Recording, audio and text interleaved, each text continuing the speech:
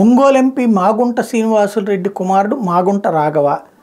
తను వాస్తవంగా తన తండ్రి విజయ అవకాశాలు చూసుకుంటాడు. అట్లాగే నియోజకవర్గానికి సంబంధించినటువంటి పనులు, కార్యకర్తలతో వ్యవహారాలన్నీ కూడా తనే చూసుకుంటాడు. ఈయన శ్రీనివాసులరెడ్డి గారు స్టార్టింగ్ నడిపాక మిగతాదంతా కూడా తనే చూసుకుంటాడు. అయితే ఈ మధ్యనే వచ్చినటువంటి వ్యవహారం ఏంటయ్యా అంటే ఎంపీకి సంబంధించినటువంటి ఇష్యూకి వచ్చేటప్పటికి ఒక సమస్య ఎదురైంది ఆయనకి. అందులో తన కొడుకుకి సంబంధించినటువంటి అంటే మాగుంట అభ్యర్థి, తెలుగుదేశం పార్టీ అభ్యర్థిగా ఇప్పుడు తన కొడుకుని తీసుకురాబోతున్నారు.